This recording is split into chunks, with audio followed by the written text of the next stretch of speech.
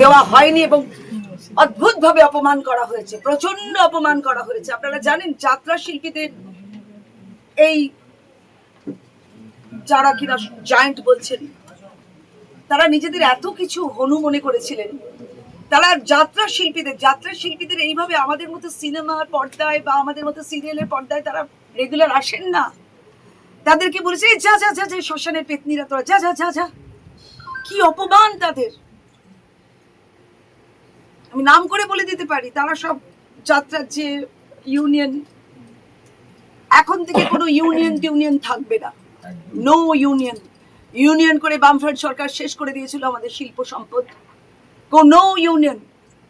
তাহলে রাজনীতি থেকে স্টুডিও ভাড়াকে আলাদা রাখা হবে?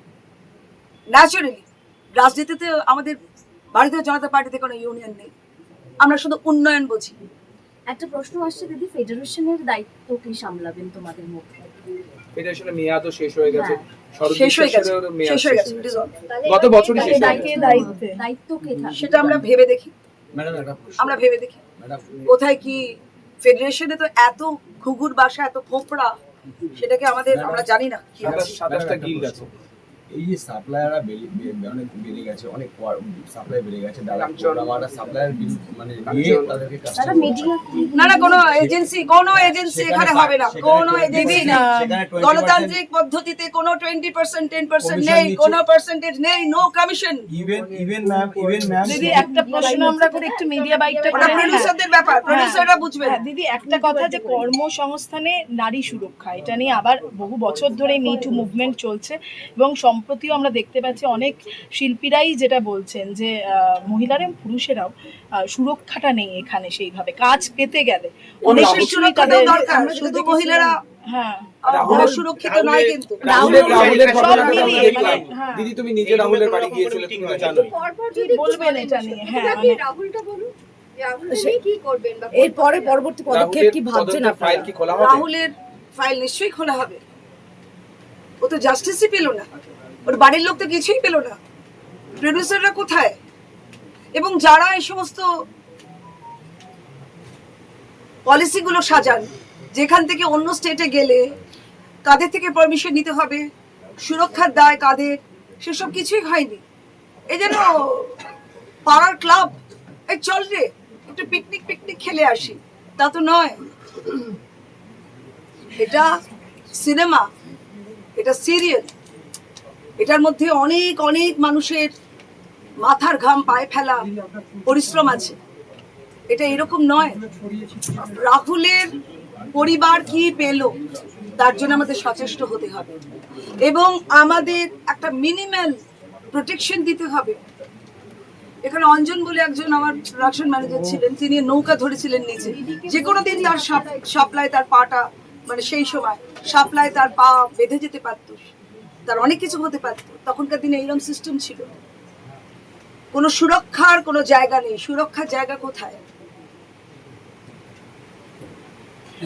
পরবর্তী নারী সুরক্ষা এবং নারী সুরক্ষার জন্য নিশ্চয়ই আমাদের স্টুডিওতে হেল্প ডেস্ক থাকবে এবং মেয়েরা যখন বেশি রাত হয়ে যাবে তখন তাদের বাড়ি ফেরার দায়িত্ব নিশ্চয়ই ভাবে নিতে হবে।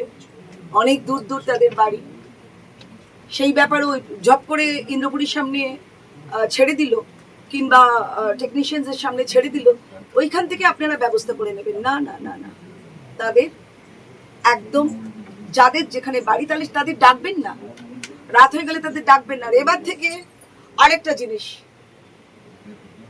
আমি সবাইকে বলছি, রাত্রির 11টায় 12টায় 1টায় বলবেন না কালকে আপনার সকালে শুটিং। আমাদের সময় যেমন ছিল কল কার্ড, ওসব টিআরপির গল্পগুলো বাদ দিয়ে টিআরপি মেশিন কতদিন ধরে কোন বাড়িতে রাখা আছে সেগুলোর হিসেব আমাদের এবার দিতে হবে।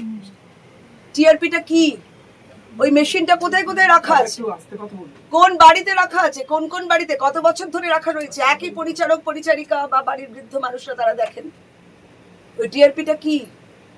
রাত্রির 12টার সময় 11টার সময় আগের দিন রাত্রিরে বলতে পারবেন না যে কালকে তোমার শুটিং আছে। এটা কিন্তু কোনো পশুকে খাবার ছুঁড়ে দেওয়ার মতো কোনো অ্যাটিটিউড আর আমরা নেব না। দিদি এই প্রসঙ্গে আগের সময় কল কার্ড দেওয়া হতো, অন্তত 3 দিন আগে কল কার্ড দেবেন। সেই আর্টিস্টের বাড়িতে কিংবা তাকে অন্য কোনো ভাবে ডিজিটালি সে ইয়েস বলবে, আমি অমুক দিন পৌঁছবো, তাকে পৌঁছতে হবে। কোনো অসুবিধা হলে আগের দিন জানিয়ে দেবে, দাদা বা দিদি আমি পৌঁছতে পারছি না। তাহলে আমাদের একটা সময় থাকবে, তাদের প্রডিউসারদের একটা সময় থাকবে। কল কার্ডে আর্টিস্ট ডাকতে হবে, টিআরপির গল্প বাদ হয়ে যাবে। টিআরপি নিশ্চয়ই থাকবে, কিন্তু ওই টিআরপির জন্য আগের দিন ভাই এই ট্র্যাকটা ভালো হয়ে গেছে, তাহলে এই আর্টিস্টকে আমি ডেকে দেবো না, সেটা চলবে না। দিদি টিআরপির সঙ্গে গল্পও জড়িয়ে থাকে, মানে টিআরপির মূল কারণ গল্প, ওই কন্টেন্ট। টিআরপি সেখানে আপনি একটা মেশিনগুলো বড় কত বছর ধরে, কত যুগ ধরে মানুষগুলোর বাড়িতে রয়েছে, সেগুলো আমাদের জানতে হবে। পাপিদি, আপনি গল্প পরিবর্তনের কথা গল্প বলছিলেন, গল্প পরকীয়া, দেখানো 5টা যাবে। বিয়ে, নানা ধরনের টিআরপি বাড়ানোর গল্প। আপনি যদি একটু বলেন কি ব্যবস্থা নেবেন? না ওসব শুভেন্দু বাবু আমাদের ওপরের নেতৃত্ব, বাকিটা যারা কালচারাল ডিপার্টমেন্টে থাকবেন চিফ মিনিস্টারের সঙ্গে বসে সেই সব আলোচনা হবে এবং তখন নিশ্চয়ই আপনাদের জানানো হবে। অনেক এই অভিনেত্রী পরম্পরাগুলো- ওয়ার্কপ্লেসে হেনস্থার শিকার হয়েছে, শিকার সেটা হয়েছে। নিয়েও আমরা কথা এখন- বলেছে যে ডিরেক্টররা হেনস্থা করার স্ট্রিক্ট অ্যাকশন নেওয়া হবে, স্ট্রিক্ট অ্যাকশন।